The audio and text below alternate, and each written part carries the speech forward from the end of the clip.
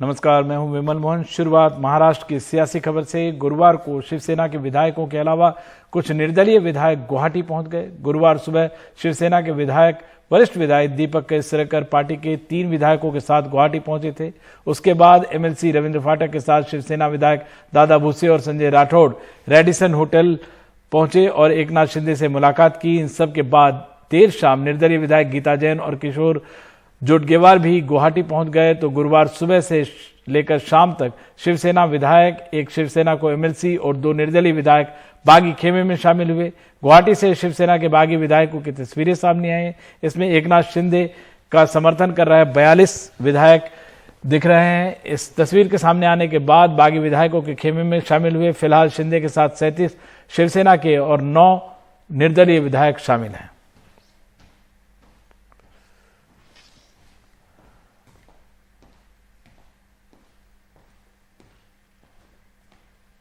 वहीं इस बगावत के बीच गुरुवार दिन भर मातोश्री और शिवसेना की भवन में बैठकें चलती रही। पार्टी को बचाने की कोशिशें जारी रही। 2 और विधायक पहुंच गए हैं, बागी गुट में शामिल हो गए हैं।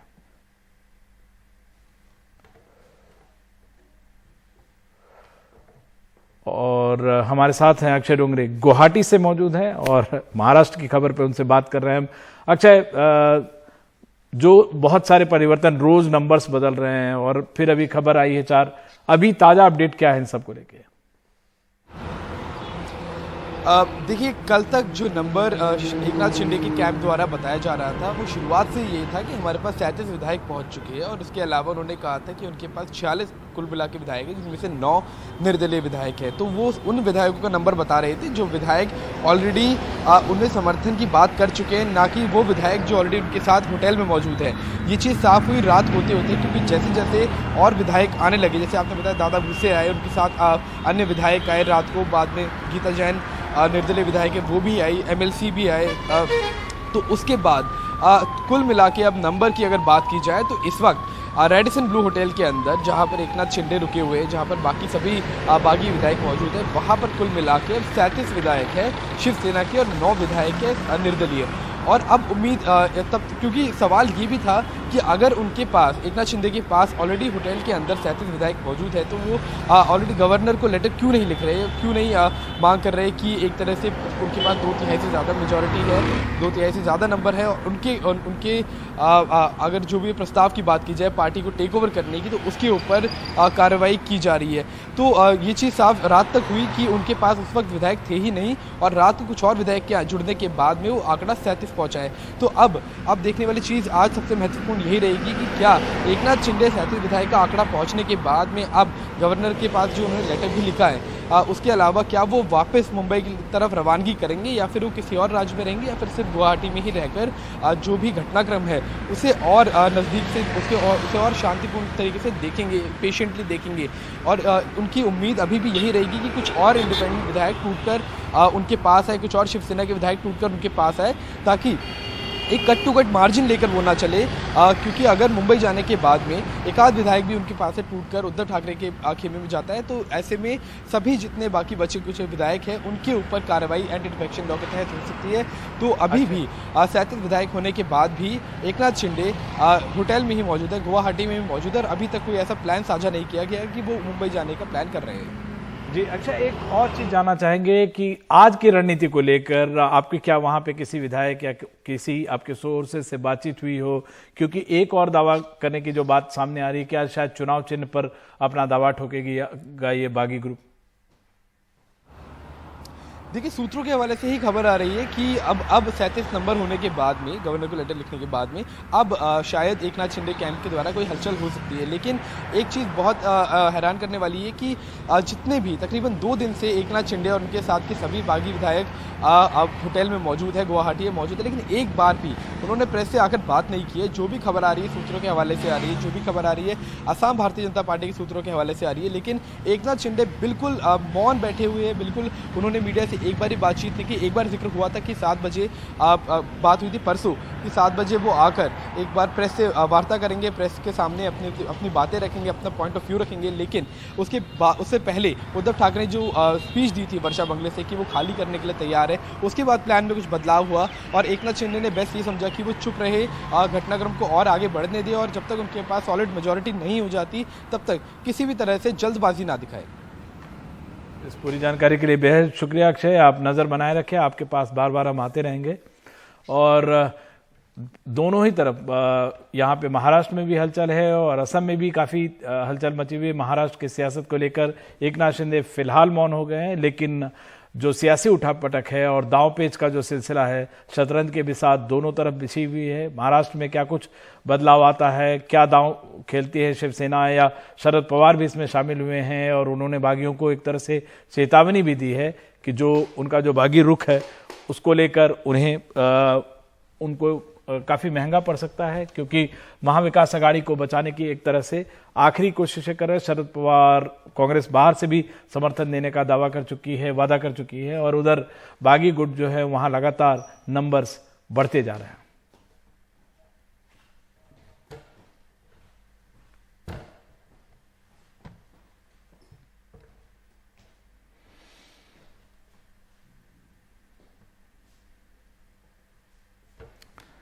और लगातार इन बढ़ते नंबर्स के बीच आज काफ़ी कुछ हलचल देखने को मिल सकती है, क्योंकि बागी गुट जो है वहाँ पे कई और विधायक पहुंचे हैं, जबकि महाराष्ट्र में इसको लेकर उठापटक एक तरह से और भी जारी है।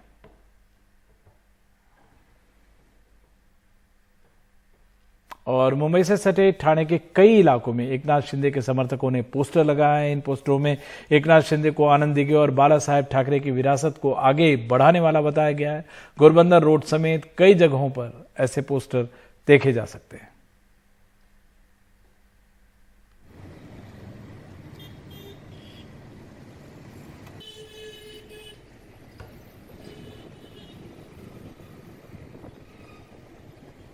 वहीं इस बगावत के बीच गुरुवार दिन भर मातोश्री और शिवसेना भवन में बैठ के चलती रही। पार्टी को बचाने की कोशिशें की जाती रही। मातोश्री से हमारे सहयोगी सुनील सिंह ने ये ग्राउंड रिपोर्ट भेजी। शिवसेना जो है इस स्थिति से निपटने की कोशिश कर रही है, लेकिन उसे कोई रास्ता मिलता नजर नहीं आ रहा है। लिहाजा एक तरह से कहा जिस तरह से नजर आ रहा है, जैसे कल मुख्यमंत्री उद्धव ठाकरे ने एक भावनात्मक अपील की थी और फिर वर्षा छोड़कर वो यहाँ पर मातोश्री अपने निजी निवास पर चले आए थे, तो जगह जगह रास्ते भर में शिवसैनिक दिखे थे। लेकिन आज शिवसैनिकों का दिन भर उस तरह से उत्साह या कहें या फिर सड़क पर नहीं दिखे। लेकिन बताया जा रहा है कि अभी सभी को मना किया गया है, कहीं इस तरह का कोई आदेश नहीं है। बहरहाल इन सब बातों से ये तो नज़र आ रहा है कि शिवसेना जो है एक तरह से अब सरकार बचाने की स्थिति में नहीं है और उसने उम्मीद भी लगभग कहीं ना कहीं छोड़ दी है। लेकिन अब वो चाहती है कि पार्टी कम से कम बची रहे और इसीलिए अब वो अपने संगठन को और मजबूत करने की कोशिश में जुट गई है और ख़ास करके जो शिवसैनिक हैं उनको अपने साथ में जोड़ने की और उनमें एक उत्साह भरने की और की तरफ काम चल रहा है। इसी को देखते हुए आज एक तरफ जहां कि दादर के जो विधायक दादर माहिम के चले गए थे सदा सरवणकर, वो उस खेमे से निकलकर सीधे एकनाथ शिंदे के खेमे चले गए हैं, तो वहां के कुछ कार्यकर्ताओं को शिवसैनिकों को बुलाया गया था और वहां पर उन्हें बताया गया कि फिर से नए तरीके से संगठन एक तरह से को जोड़ा जाए और आगे की तैयारी की जाए। जो जहाँ तक सरकार बचाने की लड़ाई है वो ऊपरी स्तर पर लड़ी जाएगी, लेकिन जो शिव सैनिक हैं, जो विभाग प्रमुख हैं, उप विभाग प्रमुख हैं, शाखा प्रमुख हैं, उप शाखा प्रमुख हैं और गढ़ प्रमुख हैं, ये संगठन को मजबूत करने की फिलहाल की कोशिश में जुटे रहे। और इसी लिहाज से यहाँ मातोश्री पर भी आज जो विभाग प्रमुख हैं उन विभाग प्रमुखों को बुलाया गया था मुंबई के, उनकी ये बैठक हुई और रणनीति तैयार की गई कि कैसे संगठन को पकड़ कर रखना है। अभी तक विधायक तो उनके हाथ से निकल गए हैं, लेकिन पार्टी न निकले, कोई कार्यकर्ता न निकले, नेता न निकले, इसकी कोशिश की जाए और उनके कैसे कार्यक्रम बनाए जाएं, कैसे लोगों तक जाया जाए, इसकी पूरी एक रणनीति तैयार की गई। और उसके बाद जो शहर के विभाग प्रमुख थे उनको यहाँ से जाने दिया गया है। और अब जो है कल की जो जानकारी मिल रही है कि कल जो राज्य के जिला के जो प्रमुख हैं उन सभी को बुलाया गया है सेना भवन में और उनसे भी इसी तरह की बात की जाएगी। यानी सत्ता और पार्टी दोनों में से किसको महत्व दिया जाए, तवज्जो दिया जाए, तो अब स्पष्ट होता दिख रहा है कि शिवसेना खास करके मुख्यमंत्री उद्धव ठाकरे एक तरह से समझ चुके हैं कि जो सरकार है वो बच पाना बहुत मुश्किल है उनकी, क्योंकि जो बहुमत होता हुआ दिखाई पड़ रहा है वो एकनाथ शिंदे के खेमे के साथ जा रहा है। तो पार्टी को बचा के रखा जाए, पार्टी बची रहेगी तो आगे फिर से सत्ता हासिल की जा सकती है, ये कहीं ना कहीं कोशिश है। तो पार्टी को बचाने की कोशिशें जारी है और मुंबई से लेकर गुजरात तक हाई वोल्टेज सियासी ड्रामे के बीच शिवसेना ने बागी विधायकों पर कार्रवाई की मांग की है। शिवसेना ने डिप्टी स्पीकर को अर्जी देकर 12 विधायकों की सदस्यता रद्द करने की मांग की। इन विधायकों के नाम है एकनाथ शिंदे, तानाजी सावंत, बालाजी किनीकर, अनिल बाबर, महेश शिंदे, अब्दुल सत्तार, संदीपन भुमरे, भारत सेठ गोगावले, संजय शिरसाट, यामिनी जाधव, प्रभाकर सुर्वे और लता सुनवानी। शिवसेना नेता अरविंद सावंत ने एनडीटीवी से कहा कि 44 पन्नों की अर्जी दी गई है। पार्टी की ओर से जारी व्हिप के बावजूद ये मीटिंग में नहीं आया, इसलिए इनकी सदस्यता रद्द करने की मांग की गई है। हमारी अर्जी को स्वीकार कर लिया गया। और इस पूरे मामले पर ज्यादा जानकारी दे रहे हैं हमारे सहयोगी सोहित मिश्रा। कितने विधायकों के खिलाफ आपने डिस्क्वालिफिकेशन अभी की तो मांग ये की आए, है? फिलहाल हमने 12 विधायकों के खिलाफ कार्रवाई की है और मांग की है कि इनके ऊपर इनकी सदस्यता रद्द, मेंबरशिप है ना, मेंबर ऑफ लेजेंड, तो मेंबरशिप रद्द की जाए, ये मांग हमने की है, वो भी संविधान के कानून के तहत। क्या कारण, क्या तर्क दिए हैं कि इनके रिजिग्नेशन होने चाहिए या इनको डिस्क्वालीफाई करना तर्क चाहिए? नहीं होता यहाँ, तर्क तो बहुत कुछ है लेकिन किस यहाँ। वजह से यहाँ आपने कानूनन, आगे- मैंने कानूनन बात की है, हाँ। तर्क की बात नहीं की है। कानूनन इनको कोई अधिकार नहीं है, समझे आप। कानूनन पार्टी का अधिकार है। पार्टी के व्हिप ने मीटिंग को बुलाया, मीटिंग की नोटिस जारी कर दी।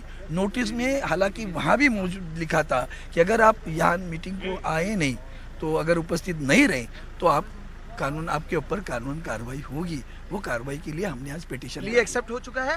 हाँ, पिटीशन लिया ना। एक बड़ी खबर आई है कि 12 ऐसे विधायक हैं जिनको डिस्क्वालीफाई करने की मांग शिवसेना ने की है, उनकी प्ली एक्सेप्ट हुई है, लेकिन अब तक डिस्क्वालीफाई ये विधायक हुए नहीं हैं।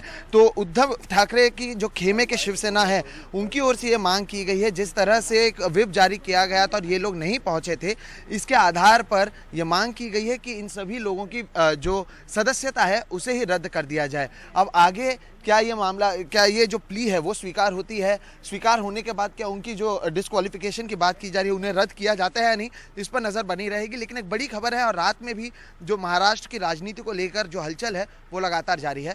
मुंबई से कैमरा पर्सन राजेंद्र दयालकर के साथ Sohit Mishra, NDTV India. NCP अध्यक्ष शरद पवार ने प्रेस कॉन्फ्रेंस कर कहा कि वो महाविकास अघाड़ी सरकार को बचाने की हर संभव कोशिश करेंगे। उन्होंने कहा कि उद्धव ठाकरे के नेतृत्व में यह सरकार चलती रहेगी और वो अंत तक उद्धव ठाकरे के साथ खड़े हैं। साथ ही उन्होंने कहा कि बागी विधायकों को कीमत चुकानी होगी और बहुमत का फैसला विधानसभा में होगा। उन्होंने एकनाथ शिंदे पर भी निशाना साधकर कहा कि 2.5 साल से वो एनसीपी और कांग्रेस के साथ थे, तब हिंदुत्व का मुद्दा नहीं उठाया, ये सिर्फ बहाना है और कुछ नहीं। सरकार माइनॉरिटी में है या नहीं, ये एस्टेब्लिश करने का रास्ता विधानसभा है। विधानसभा में जब फ्लोर टेस्ट हो जाएगी तो पता लगेगा कि ये सरकार मेजॉरिटी में है।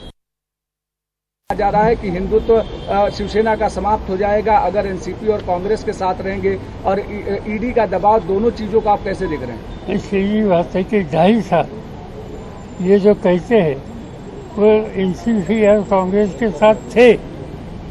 2.5 साल यानी 1 दिन, 2 दिन, 4 दिन में, और ये 2.5 साल में जब हुकूमत हाथ में लेने के लिए उनको मौका मिला तब इसमें शामिल हो गए, तब उनके हिंदुत्व का सारा इशू इनके मन में कभी आया नहीं। ये एक एक्सक्यूज है, दूसरा कुछ नहीं।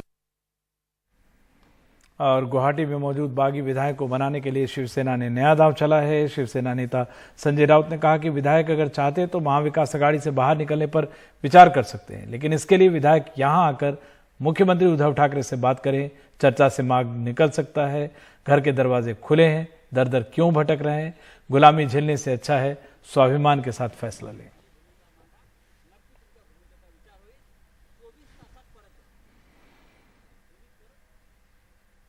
और महाविकास अघाड़ी सरकार पर मंडरा रहे खतरे के बीच कांग्रेस ने भी मुंबई के सह्याद्री गेस्ट हाउस में अहम बैठक की। इस दौरान नाना पटोले ने कहा कि अगर शिवसेना चाहेगी तो कांग्रेस बाहर से भी समर्थन देने को तैयार है। साथ ही उन्होंने बीजेपी पर निशाना साधकर कहा कि ये महाभारत बीजेपी ने शुरू की है, वो क्यों चुप बैठी है।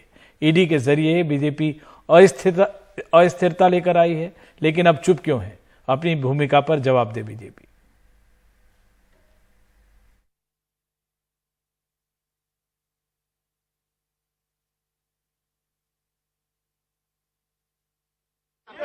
संजय राउत का बयान जो है वो उनके पार्टी के अंतर्गत मामले का है, वो महाविकास आघाड़ी के बारे में नहीं है और हम लोग पूरे सचेत है।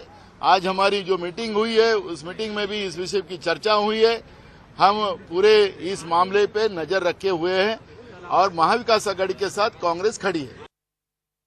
अल्पमत में सरकार आई है तो उन्हें नो कॉन्फिडेंस लाना चाहिए, बात करना चाहिए कि एक्चुअली ईडी का डर बताकर जिस तरह से महाराष्ट्र की सरकार को अस्थिर करने का जो काम बीजेपी सरकार केंद्र के माध्यम से कर रही है, तो उन्हें बताना चाहिए आगे कि नो कॉन्फिडेंस के लिए सरकार तैयार है, पर वो नहीं करेंगी क्योंकि इस महाभारत के मूल वही है और वो राज्य में अस्थिरता बनाकर राज्य की जनता का नुकसान करना चाहती है बीजेपी, और इसी तरह अस्थिरता बनी रहेगी तो राज्य की जनता का नुकसान होगा।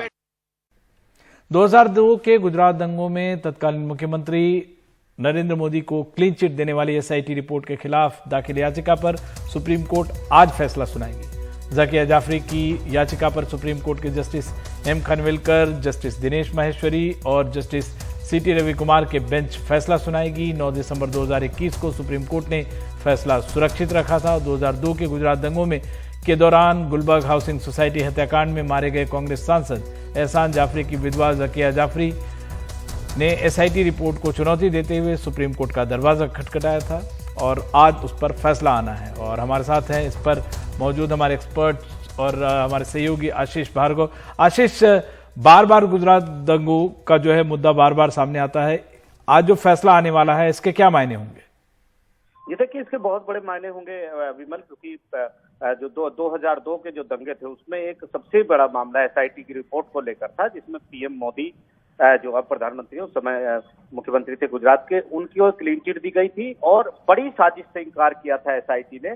2012 में ये रिपोर्ट आई थी और कहा था, जैसा कि तीस्ता सीतलवाड़ ने भी और इसके अलावा जाकिया जाफरी ने आरोप लगाया था कि एक बड़ी साजिश थी दंगों के पीछे और मशीनरी का इस्तेमाल किया गया था, तो उस पर लेकर ये लगातार सुनवाई हो रही थी। 2017 में हाईकोर्ट ने, गुजरात हाईकोर्ट ने भी इस याचिका को खारिज कर दिया था, लेकिन जाकिया जाफरी और बाद में तीस्ता सीतलवाड़ इस मामले को लेकर सुप्रीम कोर्ट पहुंचे। 2018 में लगातार इसकी सुनवाई हुई थी। 2021 में पिछले साल मैराथन सुनवाई हुई थी और यहाँ पर जाकिया जाफरी की तरफ से कहा गया था कि बड़ी साजिश की जांच होनी चाहिए, भूमिका तय होनी चाहिए ताकि भविष्य में ऐसी ना हो।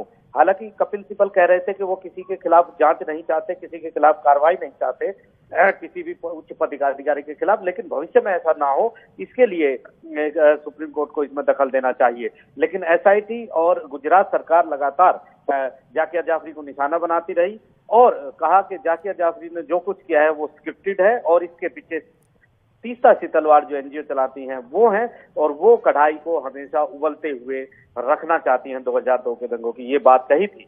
तो सुप्रीम कोर्ट ने फिलहाल मामला सुरक्षित रख लिया था, लेकिन अहम बात यह है कि एक ये लास्ट है, क्योंकि देश की सबसे बड़ी अदालत है, तो एसआईटी की जांच में जो सवाल उठाए थे उसको लेकर जो पीएम की भूमिका, जो तत्कालीन मुख्यमंत्री थे नरेंद्र मोदी, उनकी भूमिका के लेकर जो सवाल उठाए थे उनका पटाक्षेप सुप्रीम कोर्ट आज एक तरीके से कर देगा, क्योंकि सुप्रीम कोर्ट के फैसले पर आप पुनर्विचार तो की रिक्वेस्ट तो कर सकते हैं लेकिन अपील दायर नहीं कर सकते। तो लास्ट बिल्कुल, इस पूरी जानकारी के लिए बेहद शुक्रिया आशीष। आज अहम फैसला आना है और आखिरी अदालत में सुप्रीम कोर्ट में आना है, इसके बहुत सारे मायने निकले।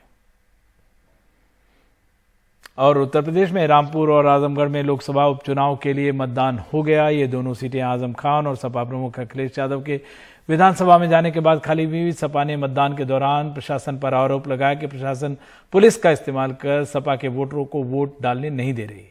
हमारे सहयोगी सौरभ शुक्ला की ये रिपोर्ट देखते हैं।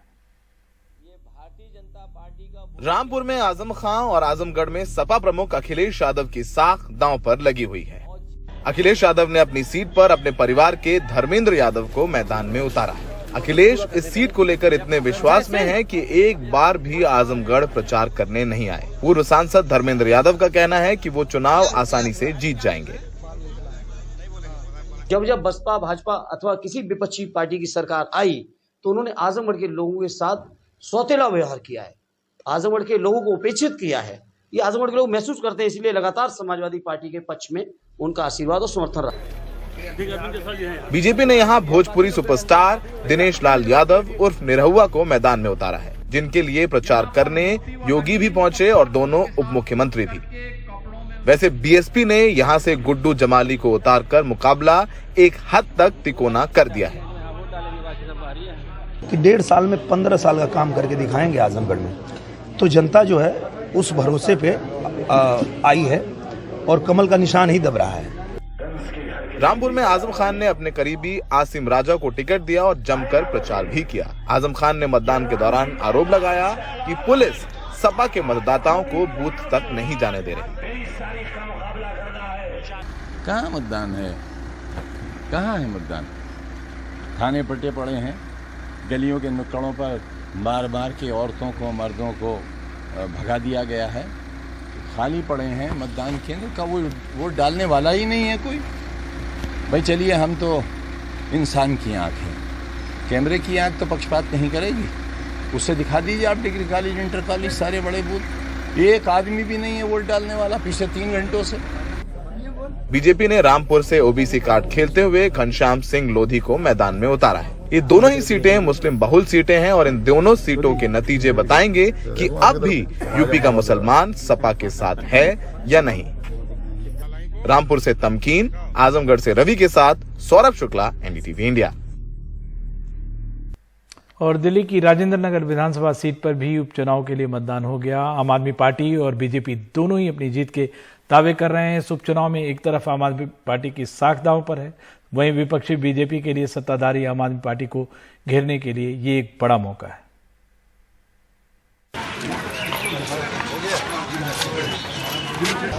दिल्ली के राजेंद्र नगर विधानसभा क्षेत्र में सुबह से ही चहल पहल दिखी। लोग अपने मताधिकार को लेकर जागरूक दिखे, लेकिन गर्मी, वर्किंग डे और शायद उपचुनाव ही होने की वजह से पोलिंग बूथों पर ज्यादा लंबी लाइन नहीं दिखी। क्या सोचकर आपने वोट देने का मन बनाया है आज? कि जो हमारे विधायक हमारे स्थानीय समस्याओं का समाधान कर सके, स्थानीय समस्याओं का समाधान कर सके, जो उसके लिए हमारा अपने क्षेत्र का विकास हो, बस इसी के लिए वोट दिया है और वोट हमारा अधिकार है। हाँ, बिल्कुल बिल्कुल बिल्कुल। हम ये सोच के दिए हैं कि अच्छे काम करेंगे आगे और सब कुछ अच्छा ही हो, इसलिए हम अपना मतदान अपना मन से दिए। आम आदमी पार्टी उम्मीदवार दुर्गेश पाठक ने केजरीवाल के नाम और काम पर जीत का दावा किया, तो वहीं बीजेपी उम्मीदवार ने दावा किया कि वो स्थानीय उम्मीदवार हैं, जनता उन्हीं को आशीर्वाद देगी। देखिए, माहौल बहुत पॉजिटिव है। जहां भी मैं जा रहा हूं लोग कह रहे हैं कि भाई हम झाड़ू को वोट दे रहे हैं और उनका भरोसा अरविंद केजरीवाल जी की सरकार पे, यहाँ की हमारे जो अच्छे काम हुए हैं उसको लेकर बढ़ा है और मजबूत हुआ है। लोग चाहते हैं कि भाई अरविंद केजरीवाल जी की सरकार है, उनका विधायक होगा तो काम बहुत अच्छे से हो जाएंगे। बड़ा दिन आपके लिए। माहौल तो आप देख रहे हैं भाजपा में ही है। आपके सामने भी जो आ रहा है, वोटर आ रहा है, मुझे आशीर्वाद देके जा रहा है। जो पहले अंदर से आ रहा है वो आशीर्वाद देके जा रहा है, क्योंकि यहाँ का बेटा हूँ, यहीं पैदा हुआ, यहीं बड़ा हुआ, मेरा परिवार 75 साल से रह रहा है। राजेंद्र नगर विधानसभा सीट राघव चड्ढा के इस्तीफे से खाली हुई थी, जो अब राज्यसभा सांसद बन चुके हैं। ये सीट जीतना सत्ताधारी आम आदमी पार्टी के लिए साख का सवाल है, जबकि विपक्षी बीजेपी के लिए सत्ताधारी पार्टी को घेरने का मौका। नतीजे रविवार 26 जून को घोषित होंगे। इस बार की गर्मियों में दिल्ली में नगर निगम चुनाव होने थे। नगर निगम चुनाव तो हुए नहीं, राजेंद्र नगर का उपचुनाव ही हो गया। खैर, उपचुनाव के बारे में हमेशा ये ज़रूर माना जाता है कि इसमें सत्ताधारी पार्टी का पलड़ा भारी होता है, लेकिन उपचुनाव के साथ एक समस्या भी होती है कि अगर सत्ताधारी पार्टी चुनाव जीत जाए तो कोई बहुत बड़ी बात नहीं मानी जाती, लेकिन अगर हार जाए तो बहुत से सवाल उठने शुरू हो जाते हैं। दिल्ली से अपने कैमरा सहयोगी सुशील लाठी के साथ मैं शरद शर्मा, एनडीटीवी इंडिया। और महाराष्ट्र की सियासत को लेकर जो उठापटक चल रही है उसके सबसे बड़े एक्टर एक तरह से एकनाथ शिंदे से बातचीत की है हमारे सहयोगी सोहित मिश्रा ने, और उन्होंने काफी अहम जानकारी दी है। अब से थोड़ी देर पहले बातचीत हुई है, सुनते ही ये एक्सक्लूसिव बातचीत। आपसे पहला सवाल ये होगा कि लगातार विधायकों के पहुंचने का सिलसिला जारी है, अभी आपके पास क्या आंकड़े हैं, कितने विधायक आपके साथ में हैं? मेरे पास अभी यहाँ पर हमारे पास 50+ है। और इसमें शिवसेना के 37 से ज्यादा विधायक हैं या अभी भास्कर जादव के भी रीचेबल नहीं होने की बात आ रही है? नहीं, अभी तो हमारे पास 37 प्लस हो चुके हैं। अच्छा, 40 हो गए लगभग। 40 लगभग हो चुके हैं। क्या और भी लोग आएंगे वहां पर भाई? आप क्या एक्सपेक्ट कर रहे हैं कि और जिनको हमारे ऊपर, हमारी स्टैंड के ऊपर भूमिका, जो हमारी आइडियोलॉजी है, सबकी जो भूमिका, वो हम लोग आगे ले जाना चाहते हैं, और जिसको ये पसंद है वो आएगा। कल आप और आपके साथ ऐसे 12 विधायकों की जो सदस्यता है उसे रद्द करने की अपील की गई है, एक प्ली दी गई है, आप इसे किस तरह से देखते हैं? ये कहा गया वो इलीगल है, उनको कोई अधिकार नहीं है। मेजोरिटी में हम लोग है, और डेमोक्रेसी में नंबर्स को, मेजोरिटी का बहुत इंपॉर्टेंस होता है। वो इलीगल है, वो कोई भी ऐसा इलीगल सस्पेंशन कर नहीं सकते। और मीटिंग अटेंड नहीं किया और उसको नोटिस देने का, पहली बात तो उनको जो व्हीप है सुनील प्रभु, उनको कोई राइट नहीं है, क्योंकि वो माइनॉरिटी में है और मेजोरिटी में हम लोग है, इसलिए कोई भी सस्पेंशन होगा नहीं। ये डराने की बात है, कोई डरने वाला नहीं है। हमारे सब एमएलए पूरी तरह तैयार है। हमारी जो महिला बहनें जो है उनको 2 नोटिस दिए है, उन्होंने भी कहा ऐसी 10 नोटिस आए तो हम लोग डरते नहीं। अच्छा, क्या आप लोग भी डिप्यूटी स्पीकर के पास जाएंगे? क्या आप लोग भी अपना समय मांगने वाले हैं, या आप लोग राज्यपाल के पास जाने की तैयारी कर रहे हैं? नहीं, देखिए, हमारे ऊपर, हमारे को जो लेटर लिखा है, नोटिस दिए, वो इलीगल है, उसके ऊपर कोई कार्रवाई नहीं होनी चाहिए, ऐसा हम लोग डिप्टी स्पीकर को रिक्वेस्ट करेंगे। क्या आप गवर्नर से बात करने वाले हैं? अगर हमारी अभी बैठक होने के बाद तय कर लेंगे। और मुख्यमंत्री से क्या चर्चा शुरू है, या वो अब वो रास्ता बंद हो चुका है उद्धव ठाकरे? अभी ऐसी कोई चर्चा शुरू नहीं। ओके, ठीक है, थैंक यू।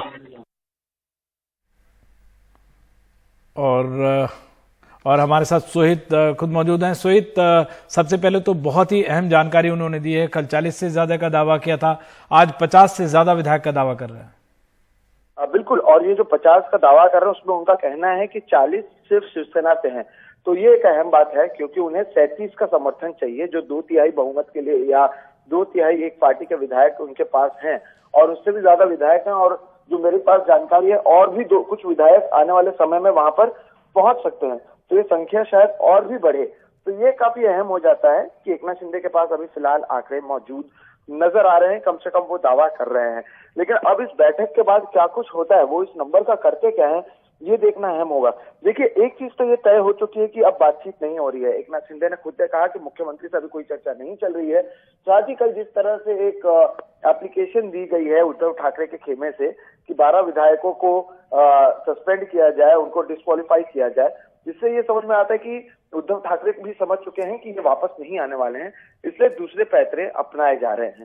तो बातचीत का जो समय था, या जो एक चल रहा था कि आपस में बातचीत कर लेंगे, वो फिलहाल तो होता हुआ नजर नहीं आ रहा। रही बात आंकड़ों की, आंकड़े फिलहाल तो एकनाथ शिंदे के पास हैं, लेकिन जिस तरह से कल संजय राउत ने भी हमसे बातचीत में कहा कि फ्लोर टेस्ट में क्या कुछ होता है, ये देखना अहम होगा। तो क्या ये फ्लोर टेस्ट तक पहुंचते हैं, या आगे की क्या रणनीति होती है, क्या कुछ ये सोच रहे हैं, इस पर नजर बनी रहेगी।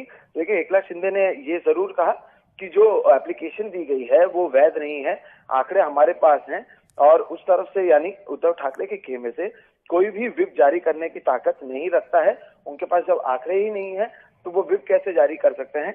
डेमोक्रेसी में नंबर इंपॉर्टेंट है, और जो नंबर है वो हमारे पास है।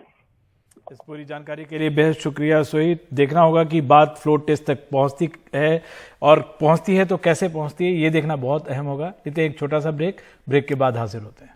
नमस्कार, गुड मॉर्निंग इंडिया देख रहे हैं आप। मैं ताबिश हुसैन। शिवसेना बागी गुट के नेता एकनाथ शिंदे का दावा है कि हमारे साथ 50 से ज्यादा विधायक हैं, जिसमें शिवसेना विधायकों की संख्या अब करीब 40 है।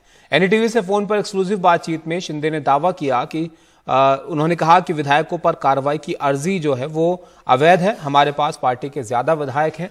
शिंदे ने कहा कि आगे की रणनीति पर विधायकों के साथ बैठक के बाद फैसला करेंगे।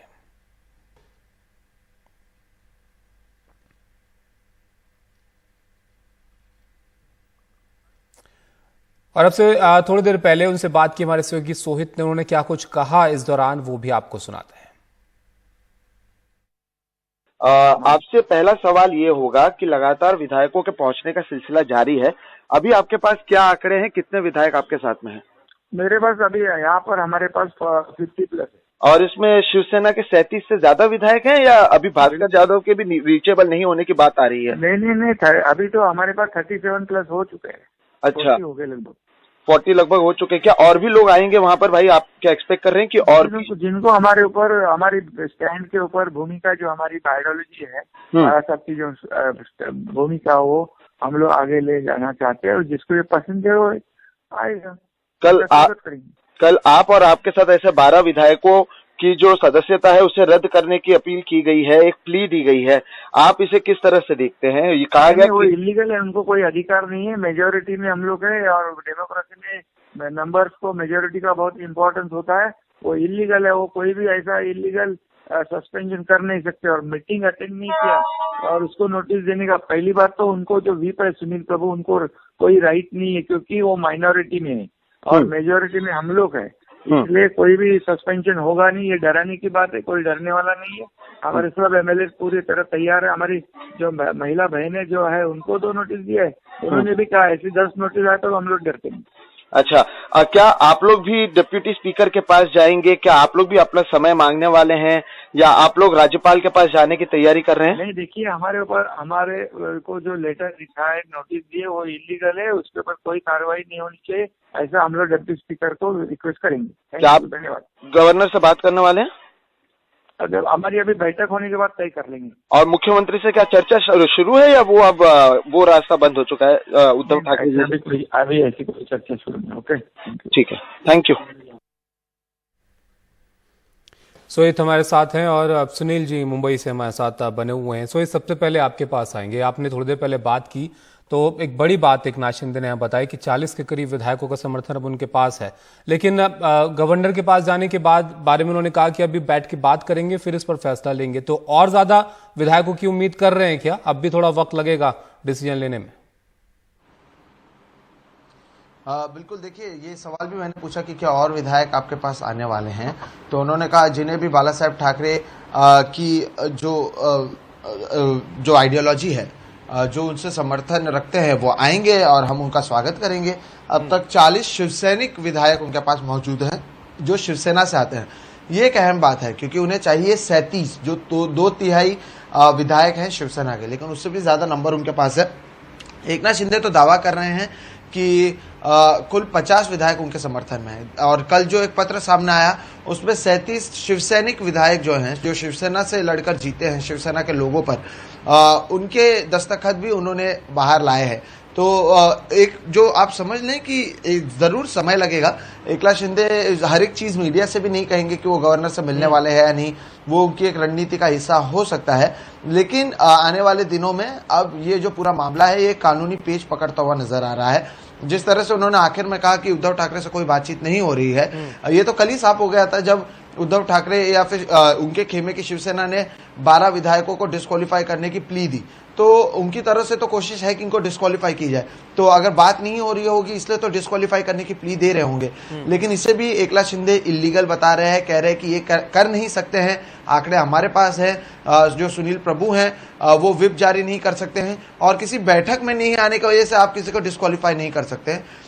ये एकनाथ शिंदे का कहना है, तो इसे भी वो चैलेंज करेंगे। डिप्टी स्पीकर को उन्होंने एक पत्र भी दे दिया है, तो आने वाले समय में ये जो पत्रों का सिलसिला है वो जारी रहेगा।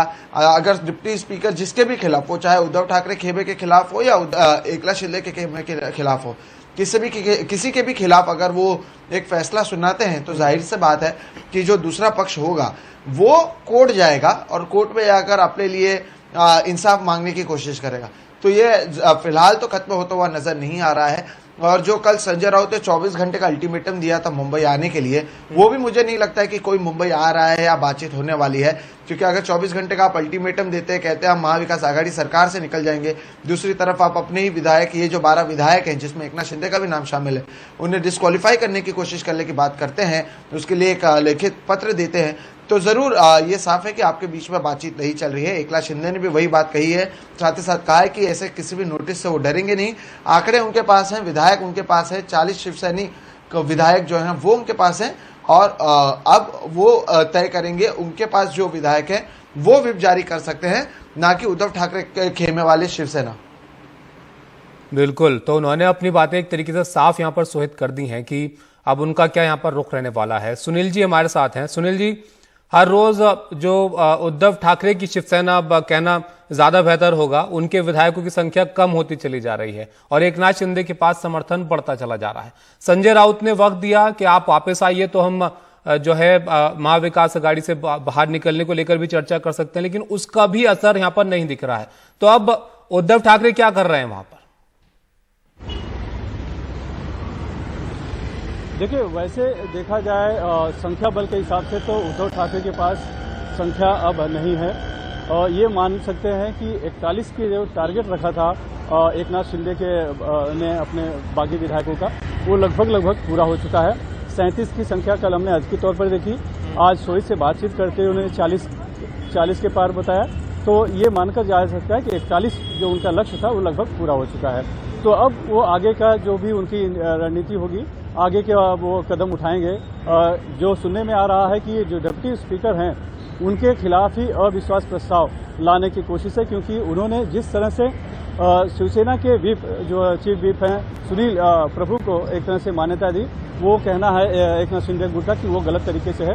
जो हमने देखा कि राज्यपाल को लिखे पत्र में उन्होंने इस बात का दावा भी किया है कि चूंकि बहुमत इनके पास है विधायकों का, तो चीफ व्हिप जो है वो जो ये नियुक्त करेंगे वही होगा। तो भरत गोगावले जो इन्होंने नियुक्त किया वही सही है, ये बात की है। यानी अब हम ये कह सकते हैं कि जो लग रहा था कि शायद 1-2 दिन में मामला कहीं न कहीं सुलझ सकता है, अब ये लड़ाई आगे विधानसभा के साथ साथ कानूनी तौर पर न्यायालय में भी जाने की तैयारी में है, ऐसा लग रहा है। यानी कि अब जो लंबा खिंचा हुआ दिख रहा है। संख्या बल भले ही एकनाथ शिंदे के पास है और जिसको देखते हुए हताश हो चुके थे मुख्यमंत्री उद्धव ठाकरे परसों, और उन्होंने मन बना लिया था कि वो अब विधानसभा भंग कर देंगे या तो वो इस्तीफा दे देंगे। आपको याद होगा कि 5 बजे के लिए वो प्रेस कॉन्फ्रेंस की घोषणा माफ कीजिए फेसबुक पे लाइव जाने वाले थे, लेकिन आधा घंटे की देरी हो गई थी। वो आधे घंटे की देरी क्यों हुई थी? क्योंकि जो एनसीपी है और वो कांग्रेस है, वो नहीं चाहती थी कि इतनी जल्दी से जो है कि लड़ाई मैदान छोड़ दिया जाए, समर्पण कर दिया जाए। उन्होंने उनको समझाया दरअसल उद्धव ठाकरे को कि इस तरह से आप समर्पण मत कीजिए, हम इसे लड़ेंगे और आगे जाकर जो परिणाम होगा हमारे पक्ष में होगा।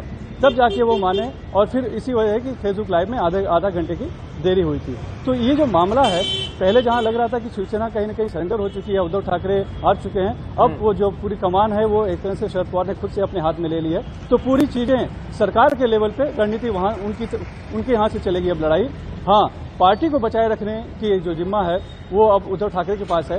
यही वजह है कि कल उन्होंने मुंबई के विभाग प्रमुख से मुलाकात की है और आज जो है जो राज्य भर के जो जिला के विभाग प्रमुख हैं उनको बुलाया गया सेना भवन में, तो उनको संबोधित करेंगे और सबको कहना है कि आप सरकार की चिंता मत कीजिए, आप पार्टी का संगठन मजबूत कीजिए। अभी यही लग भी रहा है सुनील जी कि अब उद्धव ठाकरे की नजर जो है वो पार्टी को बचाने में ज्यादा यहाँ पर जो है वो दिख रही है। लेकिन विधायकों की अगर बात करें तो एक और विधायक का जो भास्कर यादव है उनसे भी संपर्क नहीं हो पा रहा है, तो और भी विधायक लिस्ट में है अभी गुवाहाटी जाने की।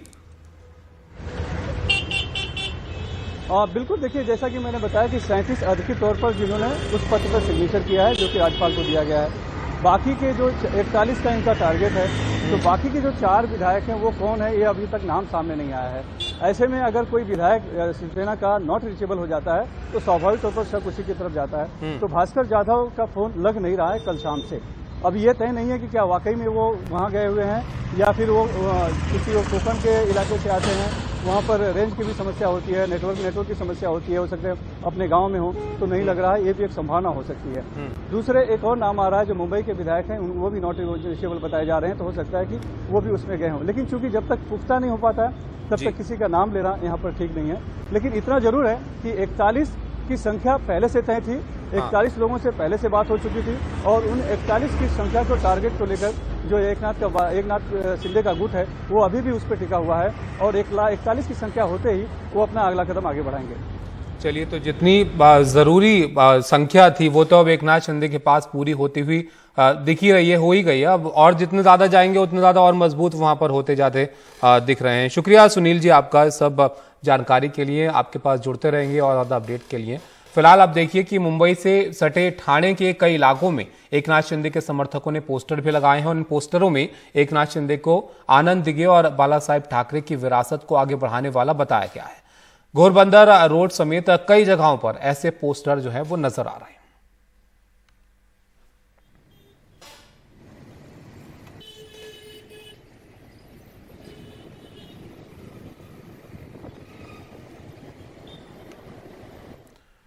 मुंबई से लेकर गुजरात तक हाई वोल्टेज सियासी ड्रामे के बीच शिवसेना ने बागी विधायकों पर कार्रवाई की मांग की है और शिवसेना ने डिप्टी स्पीकर को अर्जी देकर 12 विधायकों की सदस्यता रद्द करने की मांग की है। इन विधायकों के नाम आपको बता देते हैं। इसमें एकनाथ शिंदे हैं जो कि जिनकी अध्यक्षता में एक तरीके से बगावत हो रही है, और तानाजी सावंत हैं, बालाजी किनिकार हैं, अनिल बाबर और महेश शिंदे, अब्दुल सत्तार, संदीपन बुमरे, भरत सेठ गोगावले, संजय शिरसाट, यामिनी जाधव, प्रभाकर सुर्वे और लता सोनवाने का नाम है। शिवसेना नेता अरविंद सावंत ने एनडीटीवी से कहा कि 44 पन्नों की अर्जी दी गई है। पार्टी की ओर से जारी व्हिप के बावजूद वो मीटिंग में नहीं आए, इसलिए इनकी सदस्यता रद्द की जाए। हमारी अर्जी को स्वीकार कर लिया गया है और पूरे मामले पर विस्तार से आपको बता दें कि ये जो अर्जी दी गई है, हालांकि इस पर प्रतिक्रिया जो है वो एकनाथ शिंदे की तरफ से भी आ गई। इसको वो जो है वो गैर कानूनी बता रहे हैं, कह रहे हैं यहाँ पर जो है ऐसी अर्जी नहीं दे सकते हैं क्योंकि आपके पास नंबर्स नहीं है, नंबर्स हमारे पास हैं और ये पार्टी जो विधानसभा की कार्रवाई के लिए व्हिप आप बुला सकते हैं, ऐसे पार्टी की मीटिंग के लिए व्हिप नहीं बुला सकते हैं। लेकिन एक कदम जो है शिवसेना की तरफ से यहाँ पर यह जरूर उठाया गया है। गुवाहाटी में मौजूद शिवसेना के बागी नेताओं ने एकनाथ शिंदे को पार्टी के विधायक दल का नेता चुना है और साथ ही भारत गोगावले को चीफ व्हिप चुना गया है। इस बारे में एक चिट्ठी राज्यपाल भगत सिंह कोश्यारी और विधान परिषद के सचिव को भेजी गई है और इस चिट्ठी में शिवसेना के 37 विधायकों के हस्ताक्षर हैं। चिट्ठी में लिखा गया कि यह फैसला सर्वसम्मति से लिया गया है। इसके साथ ही शिंदे गुट के पास अब शिवसेना के 2/3 से ज्यादा विधायक हो गए हैं। ऐसे में अब अगर वो पार्टी तोड़ते भी हैं तो उन पर दल बदल कानून लागू नहीं होगा।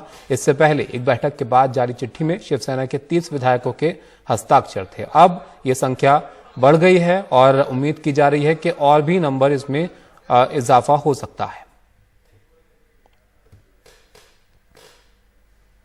गुरुवार को शिवसेना के विधायकों के अलावा कुछ निर्दलीय विधायक गुवाहाटी पहुंचे। गुरुवार सुबह शिवसेना के वरिष्ठ विधायक दीपक केसरकर पार्टी के 3 विधायकों के साथ गुवाहाटी पहुंचे। उसके बाद एमएलसी रविंद्र फाटक के साथ शिवसेना विधायक दादा भूसे और संजय राठौड़ रेडिसन होटल पहुंचे और एकनाथ शिंदे से मुलाकात की। इन सब के साथ देर शाम निर्दलीय विधायक गीता जैन और किशोर जोड़गेवार भी गुवाहाटी पहुंच गए। तो गुरुवार सुबह से लेकर शाम तक 6 शिवसेना विधायक, 1 शिवसेना के एमएलसी और 2 निर्दलीय विधायक बागी खेमे में शामिल हुए। गुवाहाटी से शिवसेना के बागी विधायकों की तस्वीर भी सामने आई। इसमें एकनाथ शिंदे का समर्थन कर रहे 42 विधायक एक साथ दिख रहे हैं और इस तस्वीर के सामने आने के बाद भी कुछ विधायक बागी खेमे में शामिल हुए हैं। फिलहाल शिंदे के साथ 37 शिवसेना के और 9 निर्दलीय विधायक हैं और इसको लेकर कुछ देर पहले जब हमारे सहयोगी ने उनसे बात की एकनाथ शिंदे से, तो उन्होंने कहा कि 40 से ज्यादा विधायक उनके पास हैं और कुल मिलाकर 50 विधायकों की संख्या जो है वो बता रहे हैं। हमारे सहयोगी अक्षय गुवाहाटी से हमारे साथ जुड़ गए हैं, उनके पास चलते हैं। अक्षय, कल भी हमने देखा कई विधायक जो है गुवाहाटी पहुंचे, अब वहां पर आप क्या देख पा रहे हैं? और भी लोग वहां पहुंचे हैं क्या? वहां पर क्या कुछ हलचल है? देखिए, हलचल के बारे में अगर बात की जाए तो गुवाहाटी की इस होटल के अंदर जो भी हलचल हो रही है इस होटल के अंदर हो रही है और जिसकी भनक बाहर किसी को लग नहीं रही है। और सबसे बड़ी सवाल का विषय यही है कि एकनाथ शिंदे अभी तक एक बार भी मीडिया क्रूज जो 2 दिन से इस होटल के बाहर मौजूद है, हालात समझने की कोशिश कर रहे हैं, उनसे आकर उन्होंने एक बार बातचीत नहीं की है। तो कहीं ना कहीं थोड़ी चिंता अभी भी एकनाथ शिंदे के मन में ये है कि कोई भी कदम गलत ना हो जाए। अगर विधायकों की बात की जाए, जो सबसे ज़रूरी संख्या है विधायकों की, तो उसमें एक कई बार ऐसा होता है कि नेता नंबर बढ़ा चढ़ा के कह सकता है, लेकिन जो फैक्ट है, जो नंबर्स हमें पता है, जो लेटर लिखा गया गवर्नर को, उसमें जितने सिग्नेचर थे वो थे 37, जिसका मतलब है साफ तौर पे सीधे तौर पे 2/3 से ज़्यादा मेजॉरिटी एकनाथ शिंदे के पक्ष में है। और अब दल बदल कानून या एंटी डिफेक्शन लॉ के प्रावधान के तहत उनके ऊपर कार्रवाई नहीं की जा सकती। अब जैसे सोहित ने बात की एकनाथ शिंदे से, तो उन्होंने कहा उनके पास 40 विधायक मौजूद है, तकरीबन 10 निर्दलीय विधायक मौजूद है, तो वो आंकड़ा 50 बता रहे हैं। लेकिन जहां तक कि फैक्ट की अगर बात की जाए, कल तक की बात की जाए, तो वो आंकड़ा तकरीबन 46 था, जिसमें से 37 शिवसेना के विधायक और 9 निर्दलीय विधायक हैं। अब सवाल यही खड़ा हो रहा है कि अगला मूव होगा क्या एकनाथ शिंदे का? क्या वो मुंबई वापस जाएंगे? क्या इतना कॉन्फिडेंस उन्हें है अपने विधायकों के ऊपर, या फिर वो गोवा जाएंगे क्योंकि गोवा मुंबई से नज़दीक है, ट्रैवल करने के लिए आसानी रहेगी। अगर गवर्नर ने या फिर अगर डिप्टी स्पीकर की बात की जाए, उन्होंने विधानसभा के पटल पर अगर उन्हें अपनी मेजॉरिटी 2/3 मेजॉरिटी प्रूव करने के लिए कहा गया तो जल्दी आसानी होगी उन्हें गोवा से जाने के लिए, या फिर वो अब जहाँ पर सुरक्षित है, जहाँ पर वो कंफर्टेबली बैठे हुए हैं गुवाहाटी के इस होटल में, वही मौजूद रहेंगे। तो सवाल यही खड़ा होता है, क्योंकि अगर उनके पास 40 विधायक है तो कहीं ना कहीं एक कंफर्टेबल मार्जिन की जो बात कही जा रही थी वो उनके पास मौजूद होगा, क्योंकि 37 विधायक लेकर मुंबई जाना एकनाथ शिंदे के लिए बहुत रिस्की काम होने वाला है। क्योंकि अगर एक विधायक भी दल बदल लेता है तो इसके तो 2/3 मेजॉरिटी वो खो देंगे, और ऐसे में एंटी डिफेक्शन लॉ के तहत ये सभी डिस्क्वालीफाई हो सकते हैं। तो यही चिंता एकनाथ शिंदे को सता रही होगी, तभी उन्होंने अभी तक अपना नेक्स्ट मूव जो होगा, अगला कदम जो होगा, वो अभी तक सार्वजनिक उन्होंने नहीं किया है। क्योंकि शिवसेना को, जो उद्धव ठाकरे की अभी शिवसेना है, जो उनका दल है, उन्हें ज़्यादा विधायक तोड़ने की जरूरत नहीं होगी। 37 में से अगर वो एक विधायक भी तोड़ लेते हैं तो उनका काम बन जाएगा।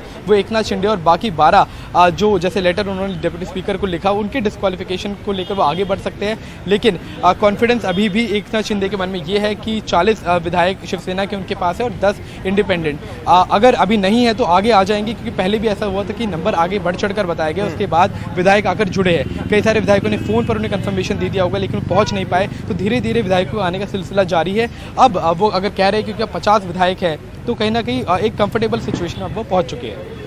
तो ऐसा लगता है कि अक्षय और ज़्यादा मजबूत स्थिति में अपने आप को रखना चाहते हैं कि अगर बदल कानून से बचना है तो 37 से और ज़्यादा जितने नंबर हो जाएं उतना उनके लिए बेहतर है अगला कोई कदम उठाने से। लेकिन थोड़ा वक्त ज़रूर ले रहे हैं यहाँ पर। और दूसरा, कांग्रेस की तरफ से भी निशाना साधा जा रहा है कि बीजेपी जो है इसके पीछे है, लेकिन वहाँ पर भी थोड़ी खामोशी है। वहाँ से कुछ खबर आ रही है कि उनका क्या अगला मूव हो सकता है इसको लेकर, क्योंकि उनकी जरूरत तो पड़ेगी इनको। देखिए, जहां सूत्रों के बिल्कुल जहाँ तक सूत्रों की बात अगर की जाए तो अब सुनने में ये आ रहा है कि एकनाथ शिंदे का अगला कदम होगा पार्टी का जो सिंबल है वो क्लेम करना, क्योंकि 2/3 मेजॉरिटी उनके पास है। तो अगर पार्टी का सिंबल एक तरह से वो क्लेम कर लेते हैं तो कहीं ना कहीं लेजिटिमेसी एक जो है शिवसेना की वो उन्हें मिल जाएगी। अभी तक उन्हें बागी कहा जा रहा है, उन्हें कहा जा रहा है रेबल एमएलएज जो रिजॉर्ट में आकर छुपे हुए हैं। कई बार शिवसेना से भी उद्धव ठाकरे की तरफ से या फिर संजय राउत की तरफ से उन्हें चैलेंज किया गया है कि वो मुंबई आए, मुंबई आकर बात करें। तो उद्धव ठाकरे का दल इस चीज़ के ऊपर जोर दे रहा है कि वो मुंबई आकर बात करें, ताकि उनकी तरफ से भी कोई कहीं ना कहीं एक प्रयास किया जाए कि कुछ एमएलएज को शायद सेंटिमेंटल अपील के तहत या फिर बात करके अपने दल में वापस लिया जाए, ताकि एकनाथ शिंदे का जो ये मैजिक फिगर है, 2/3 फिगर है, इसको घटाया जा सके। सबसे बड़ी चिंता का विषय इनके लिए अभी यही है। शुक्रिया आपका अक्षय। आपके पास हम वापस लौटेंगे, आप नजर बनाए रखिए। तो अक्षय जानकारी दे रहे थे कि बाहर जो है खबरें वहां पर मुश्किल से आ रही हैं, मीडिया के सामने वो नहीं आ रहे हैं वहां पर, लेकिन अभी जो अपडेट आ रहे हैं उसमें कि एक बड़ा नंबर उनके पास है। 40 से ज्यादा शिवसेना के विधायकों का नंबर वो बता रहे हैं, 50 से ज्यादा विधायक उनके पास पहुंच चुके हैं और ये नंबर आने वाले वक्त में और बढ़ भी सकता है। फिलहाल आपको बताएं, एनसीपी अध्यक्ष शरद पवार ने प्रेस कॉन्फ्रेंस कर कहा कि वो महाविकास अघाड़ी सरकार को बचाने की हर संभव कोशिश करेंगे। उन्होंने कहा कि उद्धव ठाकरे के नेतृत्व में ये सरकार चलती रहेगी और वो अंत तक उद्धव ठाकरे के साथ खड़े हैं। साथ ही उन्होंने कहा कि बाकी विधायकों को कीमत चुकानी होगी और बहुमत का फैसला विधानसभा में होगा। उन्होंने एकनाथ शिंदे पर भी निशाना साधकर कहा कि 2.5 साल से वो एनसीपी और कांग्रेस के साथ थे, तब हिंदुत्व का मुद्दा नहीं उठाया। ये सिर्फ बहाना है और कुछ नहीं।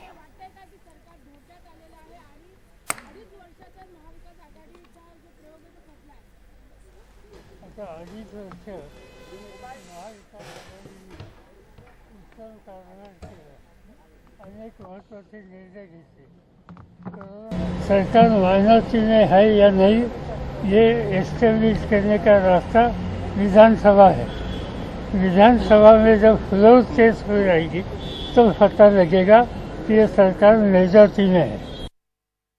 हिंदुत्व शिवसेना का समाप्त हो जाएगा अगर एनसीपी और कांग्रेस के साथ रहेंगे, और ईडी का दबाव, दोनों चीजों को आप कैसे देख रहे हैं? इसलिए ये बात है कि 2.5 साल ये जो कहते हैं वो एनसीपी और कांग्रेस के साथ थे 2.5 साल, यानी 1 दिन 2 दिन 4 दिन में, और ये 2.5 साल में जब हुकूमत हाथ में लेने के लिए उनको मौका मिला तब इसमें शामिल हो गए, तब उनके हिंदुत्व का सारा इशू इनके मन में कब आया नहीं। ये एक एक्सक्यूज है, दूसरा कुछ नहीं। गुवाहाटी में मौजूद बागी विधायकों को मनाने के लिए शिवसेना ने नया दांव चला। शिवसेना नेता संजय राउत ने कहा कि विधायक अगर चाहते हैं तो महाविकास अघाड़ी से बाहर निकलने पर विचार कर सकते हैं, लेकिन इसके लिए विधायक यहां आकर मुख्यमंत्री उद्धव ठाकरे से बात करें। चर्चा से मार्ग निकल सकता है। घर के दरवाजे खुले हैं, दर दर क्यों भटक रहे हो? गुलामी झेलने से अच्छा है कि स्वाभिमान के साथ फैसला लें।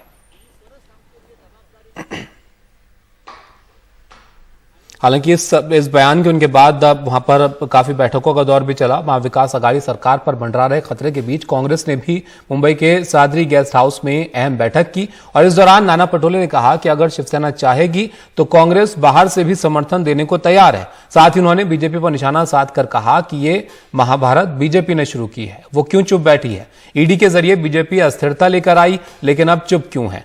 अपनी भूमिका पर जवाब बीजेपी को देना चाहिए।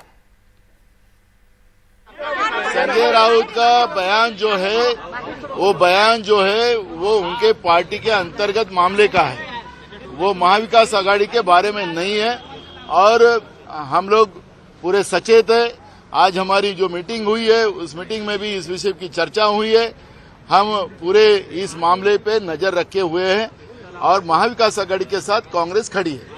अल्पमत में सरकार आई है तो उन्हें नो कॉन्फिडेंस लाना चाहिए, बात करना चाहिए कि एक्चुअली ईडी का डर बताकर जिस तरह से महाराष्ट्र की सरकार को अस्थिर करने का जो काम बीजेपी सरकार केंद्र के माध्यम से कर रही है, तो उन्हें बताना चाहिए आगे कि नो कॉन्फिडेंस के लिए सरकार तैयार है, पर वो नहीं करेंगी क्योंकि इस महाभारत के मूल वही है और वो राज्य में अस्थिरता बनाकर राज्य की जनता का नुकसान करना चाहती है बीजेपी और इसी तरह अस्थिरता बनी रहेगी तो राज्य की जनता का नुकसान होगा।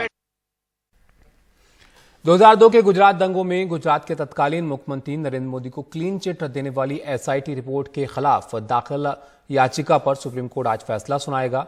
जाकिया जाफरी की याचिका पर सुप्रीम कोर्ट के justice AM Khanwilkar, justice Dinesh Maheshwari और जस्टिस सीटी रवि कुमार की बेंच फैसला सुनाएगी। 9 दिसंबर 2021 को सुप्रीम कोर्ट ने फैसला सुरक्षित रखा था और 2002 के गुजरात दंगों के दौरान गुलबर्ग हाउसिंग सोसाइटी हत्याकांड में मारे गए कांग्रेस सांसद एहसान जाफरी की विधवा जाकिया जाफरी ने एसआईटी रिपोर्ट को चुनौती देते हुए सुप्रीम कोर्ट का दरवाजा खटखटाया।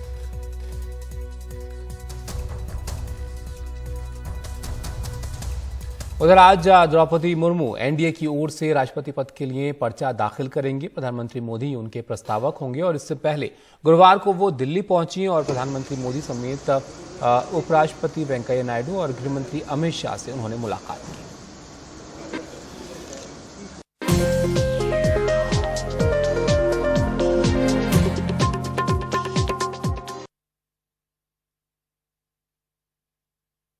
बोल नहीं सकता है, धमकियां देने का काम चल रहा है माननीय पवार साहब को। अगर ये सरकार को बचाएंगे तो देख लेंगे, ये केंद्रीय मंत्री बोल रहा है। प्रधानमंत्री मोदी जी सुन लीजिए, अमित शाह जी सुन लीजिए, आपका एक मंत्री महाराष्ट्र में शरद पवार साहब को धमकी दे रहा है। ये धमकी ऐसी है कि आपको घर नहीं जाने देगी। क्या इस प्रकार के धमकियों को आपका समर्थन है? ये महाराष्ट्र जानना चाहता है। संजय राउत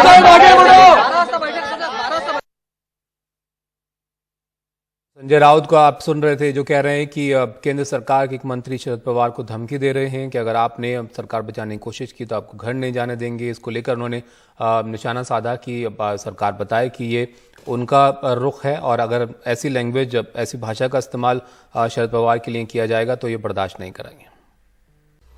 और अब वक्त है 5 बड़ी खबरें आपको बताने का, आज की टॉप 5 न्यूज, जिस पर आप अपनी राय हमें भेज सकते हैं यूट्यूब पेज पर जाकर। तो आज की सबसे बड़ी खबर महाराष्ट्र से, यहां पर शिंदे ने बाजी पलट दी है और अब उनका दावा यह है कि 50 से ज्यादा विधायक उनके पास हैं।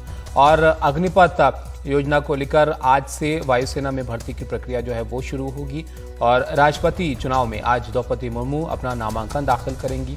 और मौत के 26 दिन बाद मूसेवाला का नया गाना आया है, ये भी सुर्खियों में है। और दिल्ली मुंबई में कोरोना की जो रफ्तार है वो दुगनी हुई है, इसको लेकर चिंता भी बनी हुई है। तो इन खबरों पर आप जो खबर विस्तार से दिन भर देखना चाहते हैं उस पर अपनी राय हमें दे सकते हैं।